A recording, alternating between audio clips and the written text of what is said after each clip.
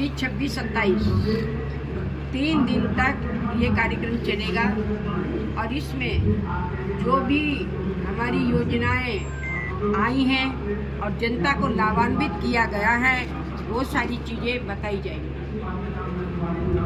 मंत्री जी, जिस तरीके से अब तक जो 8 साल हुए हैं योगी सरकार के, बहुत बेहतर कार्यकाल रहा है, क्या और कुछ चीज़ें हैं जो 2 साल में प्लस करने जा रही है सरकार? वो कौन कौन से एजेंडे रहेंगे सरकार के?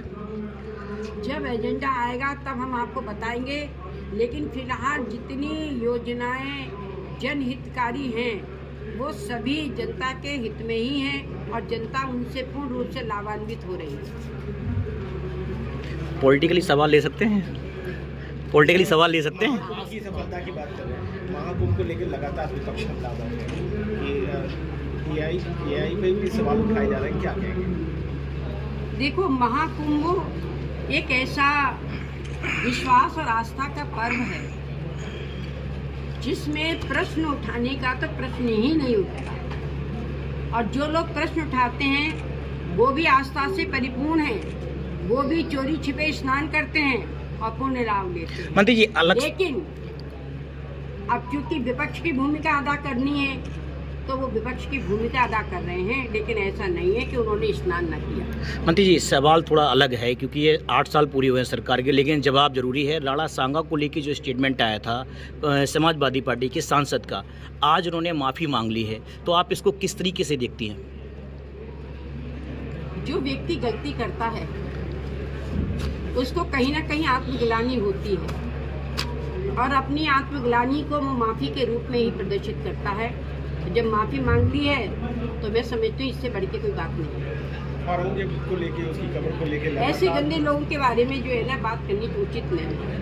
आक्रांता को लेकर लगातार लोग उर्स और इस तरीके की जो चीजें हैं, 8 वर्ष की कार्यकाल ये विकास का मुद्दा है। आज ऐसे व्यक्तित्व जिन्होंने हमेशा ही अत्याचार किया, दुराचार किया, समाज में भय उत्पन्न किया, हत्याएं की, लूटमार की, ऐसे व्यक्तित्व की चर्चा भी कभी नहीं होनी चाहिए। मंत्री जी, विपक्ष की बात भी होनी चाहिए। कल अखिलेश यादव ने 8 साल एक तरफ भारतीय जनता पार्टी की सरकार की गौरवशाली बता रही है, अखिलेश यादव ने तमाम सवाल खड़े किए हैं, स्वास्थ्य व्यवस्था को लेकर सवाल खड़े किए हैं, क्राइम को लेकर सवाल खड़े किए हैं, जीरो टॉलरेंस की नीति को लेकर सवाल खड़े किए हैं। इस पर आप क्या कहेंगे?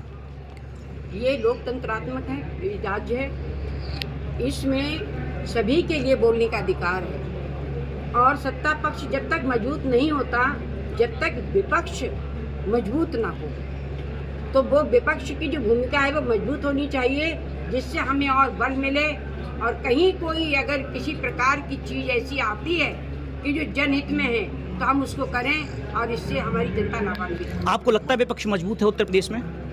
विपक्ष तो कोई भी हो, मजबूती होता है। जो विपक्ष होता है वो तो आलोचना करने वाला कौन होता है? विपक्ष होता है, चाहे वो एक व्यक्ति हो चाहे 50 व्यक्ति हो। तो हमें आलोच को निंदक नियरे राखिए आंगन को ची छवा है। निंदा करने वालों को हमेशा सामने रखना चाहिए। इससे सत्ता पक्ष को एक प्रेरणा मिलती है, एक उनके लिए एक रास्ता मिलती है कि भाई ये व्यक्ति कह रहा है कहाँ तक क्या है, उसमें उनकी निगाह जाती है और जो सही चीज होती है उसके आधार पर कार्य किया जाता है। मैडम, 8 साल के विकास के चलते हुए 2027 में क्या तस्वीर रहने वाली है प्रदेश की?